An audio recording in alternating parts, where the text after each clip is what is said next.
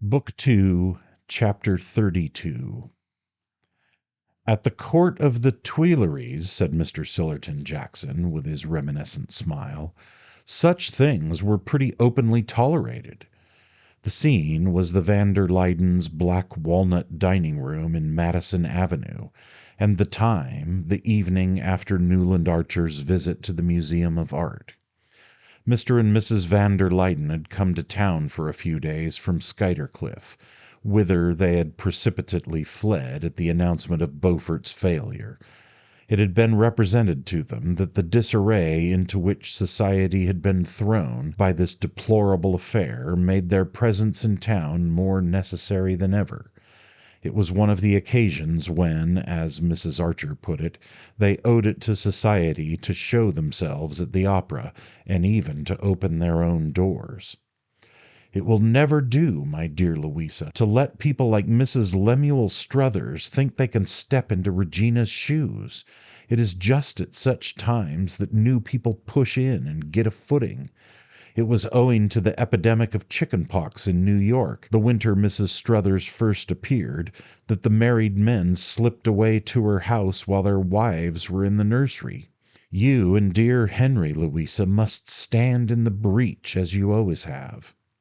Mr. and Mrs. van der Luyden could not remain deaf to such a call, and reluctantly but heroically they came to town, unmuffled the house, and sent out invitations for 2 dinners and an evening reception.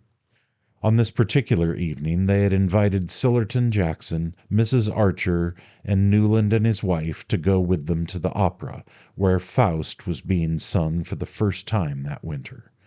Nothing was done without ceremony under the van der Luyden roof, and though there were but 4 guests, the repast had begun at 7 punctually, so that the proper sequence of courses might be served without haste before the gentlemen settled down to their cigars. Archer had not seen his wife since the evening before. He had left early for the office, where he had plunged into an accumulation of unimportant business. In the afternoon one of the senior partners had made an unexpected call on his time, and he had reached home so late that May had preceded him to the van der Luydens and sent back the carriage. Now, across the Skuytercliff carnations and the massive plate, she struck him as pale and languid, but her eyes shone and she talked with exaggerated animation. The subject which had called forth Mr. Sillerton Jackson's favorite allusion had been brought up, Archer fancied not without intention, by their hostess. The Beaufort failure, or rather the Beaufort attitude since the failure, was still a fruitful theme for the drawing-room moralist, and after it had been thoroughly examined and condemned, Mrs. van der Luyden had turned her scrupulous eyes on May Archer. "Is it possible, dear, that what I hear is true? I was told your grandmother Mingott's carriage was seen standing at Mrs. Beaufort's door." It was noticeable that she no longer called the offending lady by her Christian name. May's color rose, and Mrs. Archer put in hastily, "If it was, I'm convinced it was there without Mrs. Mingott's knowledge." "Ah, you think?" Mrs. van der Luyden paused, sighed, and glanced at her husband. "I'm afraid," Mr. van der Luyden said, "that Madame Olenska's kind heart may have led her into the imprudence of calling on Mrs. Beaufort." "Or her taste for peculiar people," put in Mrs. Archer in a dry tone, while her eyes dwelt innocently on her son's. "I'm sorry to think it of Madame Olenska," said Mrs. van der Luyden, and Mrs. Archer murmured, "Ah, my dear, and after you've had her twice at Skuytercliff." It was at this point that Mr. Jackson seized the chance to place his favorite allusion. "At the Tuileries," he repeated, seeing the eyes of the company expectantly turned on him, "the standard was excessively lax in some respects, and if you'd asked where Morny's money came from, or who paid the debts of some of the court beauties—" "I hope, dear Sillerton," said Mrs. Archer, "you are not suggesting that we should adopt such standards." "I never suggest," returned Mr. Jackson imperturbably, "but Madame Olenska's foreign bringing up may make her less particular." "Ah," the 2 elder ladies sighed. Still, to have kept her grandmother's carriage at a defaulter's door, Mr. van der Luyden protested, and Archer guessed that he was remembering and resenting the hampers of carnations he had sent to the little house at 23rd Street. "Of course, I've always said that she looks at things quite differently," Mrs. Archer summed up. A flush rose to May's forehead. She looked across the table at her husband and said precipitately, "I'm sure Ellen meant it kindly." "Imprudent people are often kind," said Mrs. Archer, as if the fact were scarcely an extenuation, and Mrs. van der Luyden murmured, "If only she had consulted someone." "Ah, that she never did," Mrs. Archer rejoined. At this point Mr. van der Luyden glanced at his wife, who bent her head slightly in the direction of Mrs. Archer, and the glimmering trains of the three ladies swept out of the door while the gentlemen settled down to their cigars. Mr. van der Luyden supplied short ones on opera nights, but they were so good that they made his guests deplore his inexorable punctuality. Archer, after the first act, had detached himself from the party and made his way to the back of the club box. From there he watched over various Chivers, Mingott, and Rushworth shoulders the same scene that he had looked at 2 years previously on the night of his first meeting with Ellen Olenska. He had half expected her to appear again in old Mrs. Mingott's box, but it remained empty, and he sat motionless, his eyes fastened on it, till suddenly Madame Nilsson's pure soprano broke out into "Ma'ama non ma'ama."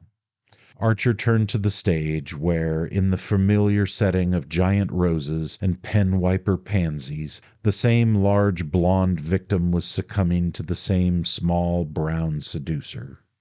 From the stage his eyes wandered to the point of the horseshoe where May sat between two older ladies, just as, on that former evening, she had sat between Mrs. Lovell Mingott and her newly arrived foreign cousin.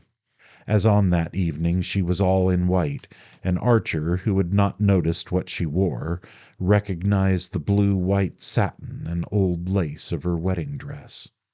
It was the custom in old New York for brides to appear in this costly garment during the first year or two of marriage.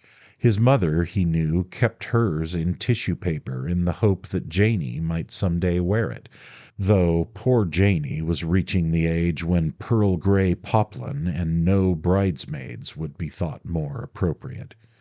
It struck Archer that May, since their return from Europe, had seldom worn her bridal satin, and the surprise of seeing her in it made him compare her appearance with that of the young girl he had watched with such blissful anticipations 2 years earlier. Though May's outline was slightly heavier, as her goddess-like build had foretold, her athletic erectness of carriage and the girlish transparency of her expression remained unchanged. But for the slight languor that Archer had lately noticed in her, she would have been the exact image of the girl playing with the bouquet of lilies of the valley on her betrothal evening. The fact seemed an additional appeal to his pity. Such innocence was as moving as the trustful clasp of a child. Then he remembered the passionate generosity latent under that incurious calm. He recalled her glance of understanding when he had urged that their engagement should be announced at the Beaufort ball. He heard the voice in which she had said in the Mission Garden, "I couldn't have my happiness made out of a wrong to someone else," and an uncontrollable longing seized him to tell her the truth, to throw himself on her generosity and ask for the freedom he had once refused. Newland Archer was a quiet and self-controlled young man.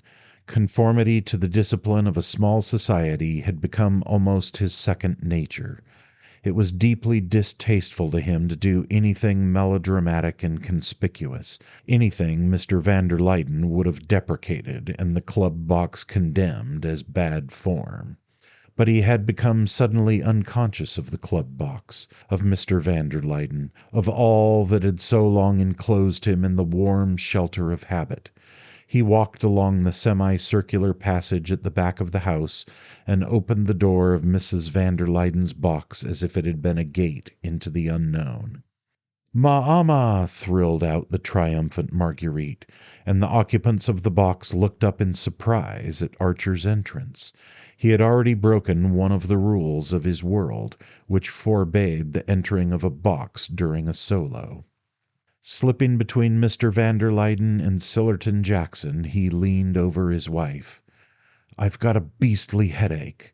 Don't tell anyone, but come home, won't you?" he whispered. May gave him a glance of comprehension, and he saw her whisper to his mother, who nodded sympathetically. Then she murmured an excuse to Mrs. van der Luyden and rose from her seat just as Marguerite fell into Faust's arms. Archer, while he helped her on with her opera cloak, noticed the exchange of a significant smile between the older ladies. As they drove away, May laid her hand shyly on his.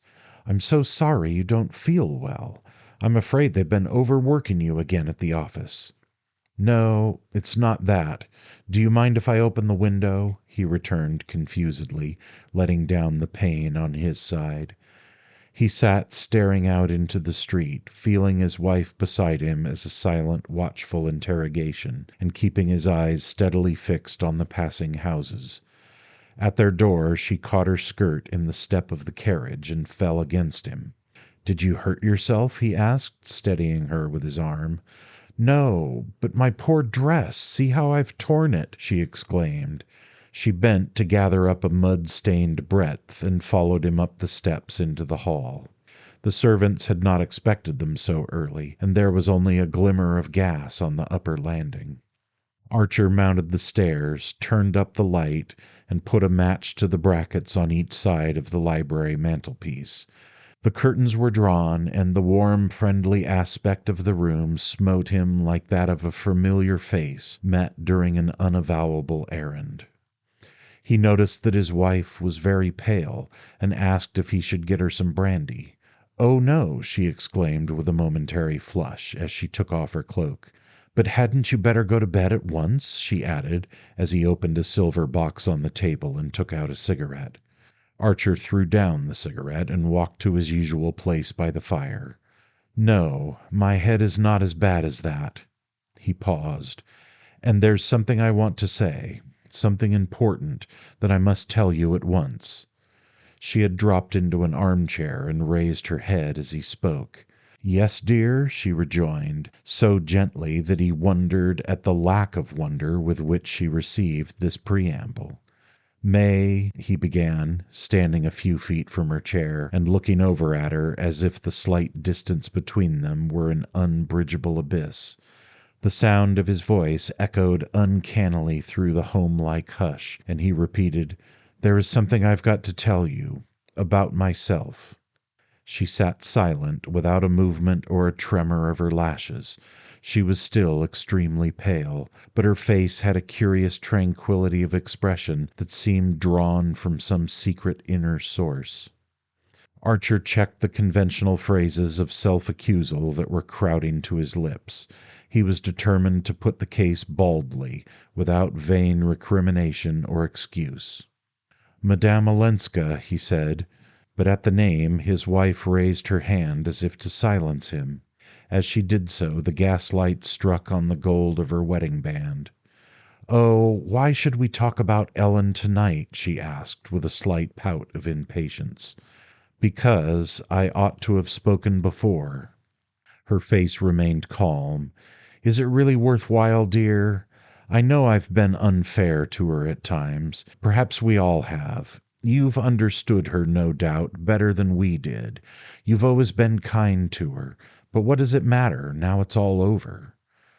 Archer looked at her blankly. Could it be possible that the sense of unreality in which he felt himself imprisoned had communicated itself to his wife? "All over? What do you mean?" he asked in an indistinct stammer. May still looked at him with transparent eyes. "Why, since she's going back to Europe so soon. Since Granny approves and understands and has arranged to make her independent of her husband. She broke off, and Archer, grasping the corner of the mantelpiece in one convulsed hand and steadying himself against it, made a vain effort to extend the same control to his reeling thoughts. "I supposed," he heard his wife's even voice go on, "that you had been kept at the office this evening about the business arrangements. It was settled this morning, I believe." She lowered her eyes under his unseeing stare, and another fugitive flush passed over her face. He understood that his own eyes must be unbearable, and turning away, rested his elbows on the mantel-shelf and covered his face. Something drummed and clanged furiously in his ears. He could not tell if it were the blood in his veins or the tick of the clock on the mantel. May sat without moving or speaking while the clock slowly measured out 5 minutes. A lump of coal fell forward in the grate, and hearing her rise to push it back, Archer at length turned and faced her. "It's impossible," he exclaimed. "Impossible? How do you know? What you've just told me. I saw Ellen yesterday. I told you I'd seen her at Granny's. It wasn't then that she told you." "No, I had a note from her this afternoon. Do you want to see it?" He could not find his voice, and she went out of the room and came back almost immediately. "I thought you knew," she said simply. She laid a sheet of paper on the table, and Archer put out his hand and took it up. The letter contained only a few lines. "May, dear, I have at last made Granny understand that my visit to her could be no more than a visit, and she has been as kind and generous as ever. She sees now that if I return to Europe I must live by myself, or rather with poor Aunt Medora, who is coming with me. I am hurrying back to Washington to pack up, and we sail next week. You must be very good to Granny when I'm gone, as good as you've always been to me. Ellen. If any of my friends wish to urge me to change my mind, please tell them it would be utterly useless." Archer read the letter over 2 or 3 times, then he flung it down and burst out laughing. The sound of his laugh startled him. It recalled Janie's midnight fright when she had caught him rocking with incomprehensible mirth over May's telegram announcing that the date of their marriage had been advanced. "Why did she write this?" he asked, checking his laugh with a supreme effort. May met the question with her unshaken candor. "I suppose because we talked things over yesterday." "What things?" "I told her I was afraid I hadn't been fair to her, hadn't always understood how hard it must have been for her here, alone among so many people who were relations and yet strangers, who felt the right to criticize and yet didn't always know the circumstances." She paused. "I knew you'd been the one friend she could always count on, and I wanted her to know that you and I were the same in all our feelings." She hesitated, as if waiting for him to speak, and then added slowly, "She understood my wishing to tell her this. I think she understands everything." She went up to Archer, and taking one of his cold hands, pressed it quickly against her cheek. "My head aches too. Good night, dear," she said, and turned to the door, her torn and muddy wedding dress dragging after her across the room.